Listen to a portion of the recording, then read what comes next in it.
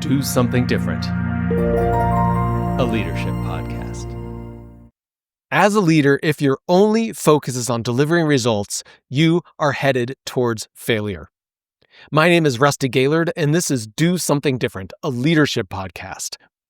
I can't tell you how many of my clients come to me with this common challenge, which is that their primary focus is on delivering results. And by the way, these are smart, ambitious people, and they're really good at delivering results. So they deliver high-quality results consistently. They add a ton of value to the business, but they're missing something critical. And that one critical thing, and you can boil it down to one word, is what causes them to be stuck in a rut. They're turning the crank, they're doing the work, they're stuck in the execution of the work because they're missing one critical, essential element. I'm going to give it to you in a single word. What that element is: growth.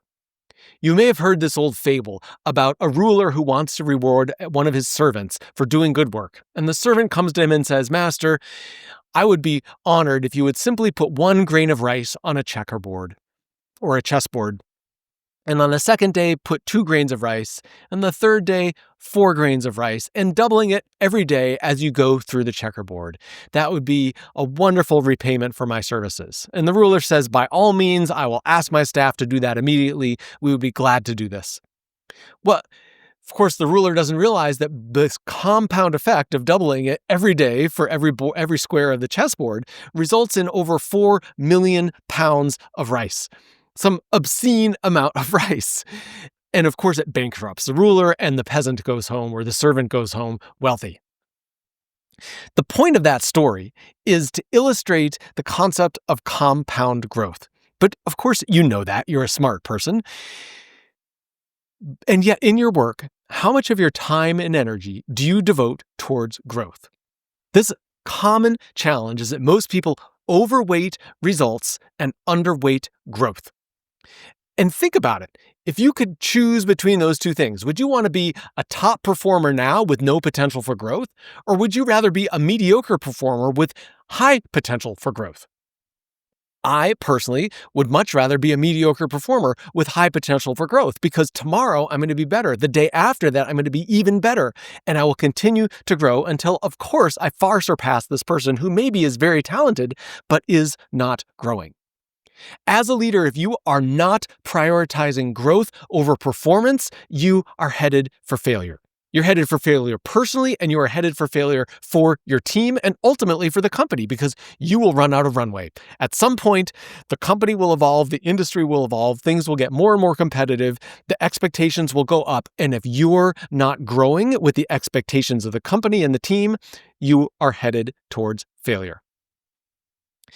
There are 3 simple things that you need to think about in order to deliver on this concept of growing rather than just delivering in your job. But it starts, of course, with mindset. I'm going to give you the skill set pieces. We'll get to that in a second, but it always starts with mindset. And it starts with this belief and this understanding that growth matters. You have to prioritize growth and recognize that it's something that's important to you, to your career, to your team, to your company. It matters in all of those aspects. And of course, it matters to you personally and even to your family. But if you're not prioritizing growth, then you're only focused on performance. Here's the simple truth. You are capable of much more than you're doing in this moment today. How do I know that? Because you are a creative person. You wake up every day with energy, and you wake up with a sense of potential, and there are new ideas that come to you. And if you are growing, you're exercising those, you're working it, you're taking action on new ideas.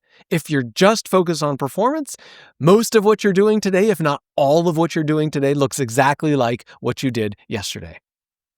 Don't sell yourself short. You are capable of so much more than what you're doing now, but the way you get there is through growth. That is the mindset shift you have to change, you have to make. You have to think about this fact that growth matters, because when pressure is high, when stress is high, when the stakes are high, most of us get risk averse. And then we say, I'm not worried about growth. I'm not really willing to risk doing something different or new because I just need to deliver on what's in front of me today. When you make that decision in that moment, you are prioritizing performance over growth, and that path leads to failure. In those moments, you have to remind yourself, maybe in the short term, you're going to prioritize performance over growth, but you cannot make that decision in the long term because you will fail. The 3 skill set pieces I want to give you, and they're very simple, 3 elements of how you can be a growth-oriented person. The first question, or the first thing you need to get, is clarity. Clarity around what does growth look like for you? What does it mean to grow to the next level? What does it mean to be a next level leader? Is that in the way you operate, the way you maintain your schedule? Is it how strategic you are? Is it the way you hold other people accountable? Is it the way you communicate and build alliances and influence other people? All of these things matter. Your executive presence, how you show up. What is it that you need to work on? You have to get that clarity, because if you don't have clarity on what you're working on, you're just running around. You're unfocused, and you're never going to make any progress. There's an old saying of, it doesn't matter what kind of wind you are, what wind you have, if the sailor has no direction, it doesn't matter. You've got to have a direction. You have to have a destination in order to get where you want to go. Clarity is the first ingredient you need in order to grow as a leader. The second ingredient you need to grow is confidence, because you don't just need the clarity of what you need to work on, you need the confidence to actually work on it. And confidence is misunderstood by a lot of people. A lot of people think confidence requires experience. I ask people sometimes, where do you get confidence in something? And they say, well, I get confidence in something by having done it before and having done it successfully. That builds my confidence. And I would say if that is the basis for your confidence, that's going to be a challenge for you, because it requires you having done something. What happens when you're up against something you've never done before? Confidence is really a trusting of yourself to be able to figure something out, whether it goes well or doesn't go well. So when you're in a growth mindset, when you've got clarity on what it is you need to work on, confidence means I'm willing to do it, because I know even if it doesn't go exactly the way I want it to go, I'll be able to sort it out. It's going to work out. I'm going to figure it out. That is a really powerful kind of confidence, totally different from the confidence that's based on past experience. This is confidence that's based on your ability to land on your feet. And when you have that kind of confidence, you're willing to take a risk, you're willing to move forward, you're willing to try new things, all of which are essential ingredients to growth. So if you want to grow as a leader, you got to get your mindset right, then you've got to be clear about what you need to do differently, and you need the confidence to execute it. The last piece, and I would argue this is in some ways the most important piece, and in fact, I've read multiple studies that say this is the key to growth in any domain of life: reflection.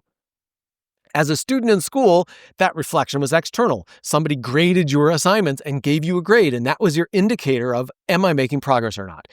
But as a leader, you don't always have that, or if you do, you have it very rarely, maybe when you get a performance review once a year. You need to do your own reflection on, am I making progress towards those clear goals that I've articulated that are important to me to grow as a leader?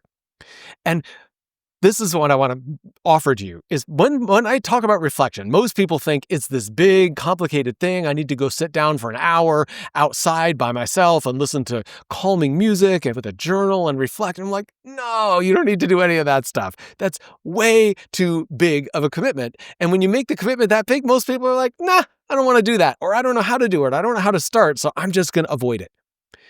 Reflection is very simple.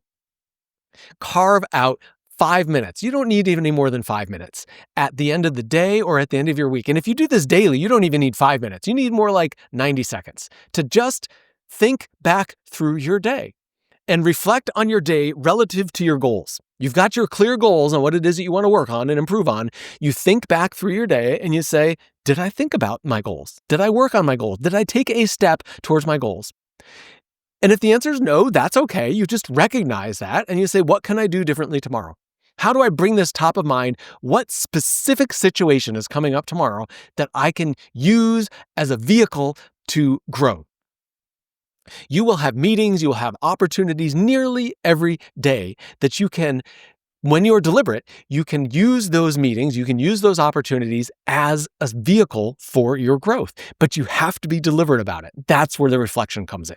So it's part reflection, part planning, 90 seconds a day if you want to do it daily, maybe 5 minutes a week if you're going to do it weekly. I'm not talking about a super in-depth process. I'm just talking about a deliberate time that you set aside to compare your actions against your goals. That simple. And it can be a very fast process. And then, of course, the follow-on step is, what do you do differently next time?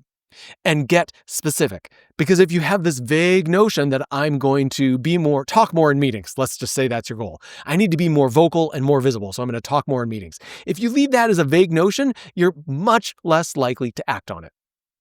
When you think about it, at the end of the day, you do that 90-second reflection. I wanted to talk more in meetings, but I had these 4 meetings and I didn't talk as much as I would like to. There's some things that I could have said that I didn't say, or I didn't say anything and I wanted to participate, but I didn't know what to say.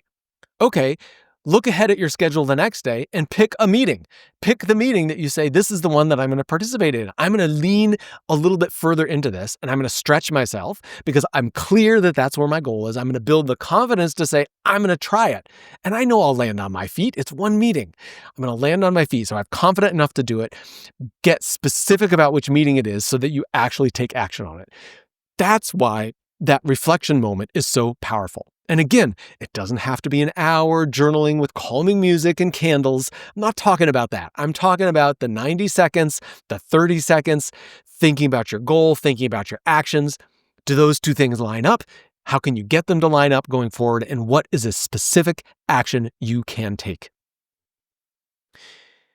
You are bigger than your circumstances. You are bigger than the job you are in. You are bigger than any assignment you have been given. You are an amazing person. You wake up every day with energy and possibility. You're creative, you're resourceful, you're smart. Tap into those things and grow. Grow them. Grow your capabilities by doing new things. It requires these 3 very simple steps. Clarity on what growth looks like for you.